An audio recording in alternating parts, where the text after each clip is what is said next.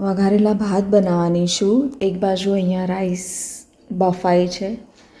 I think આ થઈ ગયા છે, પણ તો પણ 2-5 મિનિટ રહેવા દઉં. અને વઘારેલા રાઈસ બનાવવાની છું, તો એ થોડી વાર થાય ત્યાં સુધીમાં હું અહીંયા વેજીટેબલ્સ સોતે કરી લઉં.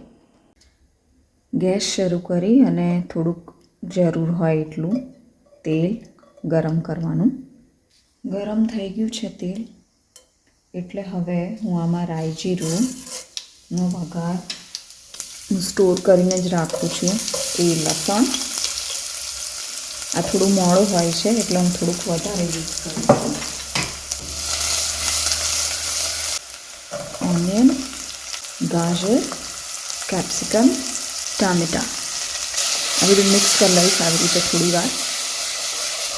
અને હવે થોડી હિંગ, મીઠું, હળદર, મરચું, ધાણા જીરું, ગરમ મસાલા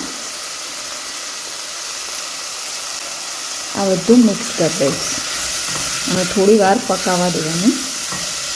અને પકાઈ જાય એટલે રાઈસ મિક્સ કરવાના છે. મને યલો રાઈસ થોડા અમુક વાર ગમે, એટલે મેં થોડી હળદર વધારે નાખી છે. આ વેજીટેબલ્સ પકાઈ ગયા છે, એટલે થોડી વારમાં આને હવે હું રાઈસ આમાં મિક્સ કરી દઈશ.